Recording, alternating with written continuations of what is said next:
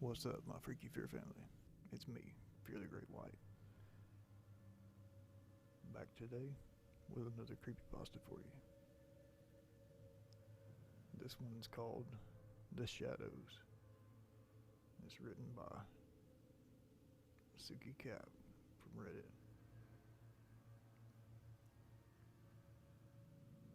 I think you guys will enjoy it, and I'm sure I'll enjoy this part too. So, whatever. Alright, without further ado, this is The Shadows. Enjoy. I woke up in the middle of the night, a layer of cold sweat covering my entire body. Turning around on the bed, I looked at her. She was sleeping, breathing deeply, with a faint smile on her plush pink lips. I frowned and moved into the dim, bluish light of the room, leaving the bed. My bare toes spread on the floor as I sat up, cracking my neck before getting up. I grabbed my smokes and lighter from the nightstand and walked over to the open window. It was raining, a barrier of water that barely let me see the other side of the street, yet the air was thick and warm, even when it seemed it had been deluging for hours. Judging by the rivers flowing down the road, I lit a cigarette and leaned against the railing, taking a long, slow drag, and with a heavy sigh, I released a thick cloud of smoke that slowly went up into the air, mixing with the early morning mist.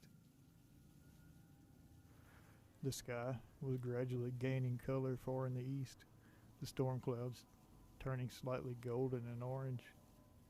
There's always something very appealing and almost magical to this time of day. It gives you the feeling that you're the only living person in the world. Although I wasn't. I glanced to my right as she moved on the bed, mumbling about getting back to sleep. My gaze lingered on her half-naked form for a moment, but quickly abandoned her and returned to the street as I continued to enjoy my cigarette and the quiet surrounding me. Although there was an odd sensation slowly crawling into my mind and my skin. I stared up at the sky. The clouds were so thick and too dark. There was something off about them. It felt like they were pressing their ethereal mass against the earth, capturing the hot air and the city fumes, creating a weird atmosphere that made me uneasy even during the peace of the morning. But I told myself that it was nothing and continued to enjoy the rain's natural song. It hadn't been too long when I heard a noise down the street and I lazily turned in that direction. I couldn't distinguish anything, but it sounded like someone was out there, mumbling in the downpour. At first, I thought it was a person, maybe a homeless guy or someone too drunk to care about the weather. But some other voices soon joined with the first.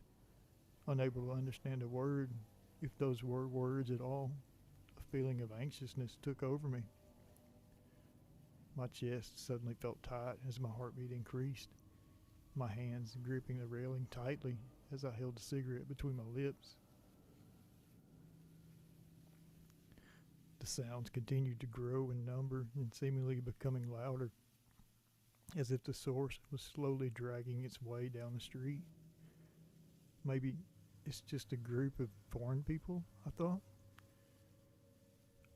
A mere excuse my mind gave me to try and calm my nerves, although it didn't work. I continued to look toward the nothingness, only a waterfall in front of my eyes. I leaned forward, ignoring the downpour as it hit my face and exposed torso. However, in the back of my head, I did notice that each drop felt incredibly dense. Not as if they were simply falling, but deliberately thrusting themselves against the surface of the earth. I continued to stare, breathing heavily. Eventually, after what seemed like hours, I noticed some fading motions in the rain. At first, I thought it was the wind, causing the falling and running water to wave. although it took me a fraction of a second to realize that there was no wind, not even a faint breeze. I shook my head, rubbing my eyes. Maybe it was just sleep calling me back to bed. Squinting, I looked down again, and the heavy rain barely allowed me to hear my voice as I gasped, dropping my cigarette. I recoiled from the window, and it took me a moment to force myself to pull my jaw up and close my mouth. I held my breath and pushed myself against the railing once more, and this time I had no doubt something was moving out there. A dark fog, leisurely rolling closer, moaning and groaning, mumbling and growling unintelligible sounds. I was about to close the window and hide, but then I realized I wasn't afraid. And for a second, that odd realization made me wonder if this was a damn weird dream. But I was sure this wasn't a dream. I was fully aware of what was going on, with my sight fixed on whatever that was. I tried to rationalize what I was staring at, but nothing I could think of seemed to work and make sense. I knew I was witnessing an unnatural event, something that no one was supposed to see, and that was the only answer that calmed me down. Watching the shadows creeping closer to my house and closer to me, I began to distinguish each of them and their voices. Their shapes changed and shifted as they moved, merging and then dragging their bodies apart and moving in their own direction. However, they kept moving as a single large mass, continually getting closer, always groaning, as if the rain hurt them like acid, as if the asphalt they were sliding across ripped their skins. Retreating from the window, I hesitated for an instant before rushing downstairs, not wanting to make them wait, as I practically jumped down the steps. Standing at the door while catching my breath, I was able to hear them scratching the door in its frame. They were asking me to let them in, although their grumbling was now barely audible, as if they perceived there was someone else in the house. And I'm sure now that they knew. I glanced up in the direction my room was. That was why they were here, right? Because of her? I eagerly unlocked the door and pulled it open and faced them. My eyes almost fell from their sockets as I saw their faceless fronts. The dark holes where eyes should have been. The void they had as mouths. It was bizarre and fascinating at the same time. They passed by me and through me. I sensed their low noises rumbling inside me, like standing too close to a large buffer. Yet, I was only able to hear a muffled whisper by then. A silent procession flowing in front of me.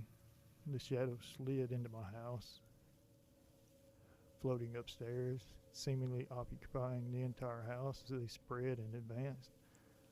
I watched them until the last one disappeared into the second floor. There was a long moment of silence, when even the rain seemed to have faded into nothing for a second. And for a second, I thought they were gone. I thought I was crazy, that my mind made all that up. I peered outside at the wall of water and blinked. Was that it? What was it? All my questions and thoughts suddenly stopped when my ears finally heard a noise. It was a very distinctive sound of my wife's voice. Her screams were so loud, I feared the neighbors might hear her. But the rain was so unnaturally heavy, deafening everyone around and isolating this very, very strange event from the rest of the world. I knew they were coming back as her voice reached louder to my ears. I flinched and grunted lowly, looking up at the stairs to see the shadows return, carrying my screaming wife along with them. I saw the terror in her eyes, her sight clinging to me. She called my name, her mouth gaping, distorted in a pained grimace. She reached out with her arms, clawed hands as if she was trying to grasp the air desperately, and me. Her body twitched and shifted as she struggled, and I couldn't tell what kept her from simply falling to the ground. I couldn't distinguish if anything was holding her or if it was just some kind of force keeping her in place. I think I was smiling while my wife was carried outside, and I saw her expression change from one of utter horror and desperation to one of deep pain and disappointment. She realized I had no intention of helping her, yet my soul felt light and relieved. I believe I caught a hint of understanding in her because deep inside she knew our life together was fake. I watched in silence as the shadows abandoned my home, standing at the threshold as the last creature oozed its way out. I observed them, with my hands slowly going up to the doorknob. Returning through the same way they came, they took her, and they were silent now, content as I was. I could only hear her screams fading in the air as they disappeared behind the curtain of water. I closed the door, releasing a light breath. Turning around, I made my way to the upper floor, scratching the back of my neck as I quickly climbed the stairs. Walking into my room, I picked up the smokes in my lighter and lit myself another cigarette. I took a long drag of smoke and let it out through my nose as I sighed, smiling when I looked up toward the east, admiring the birth of a new day.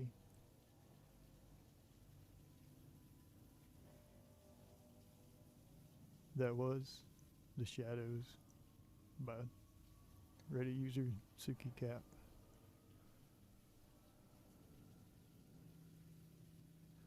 Hope you guys enjoyed it. If so, don't forget to like, comment, and share. Click the subscribe button if you want to join this freaky fair family. As always, I'm Fear the GreatWhite. You're fucking awesome, and I'm out. Bye. Bye-bye. See you later. Y'all come back now. Bye.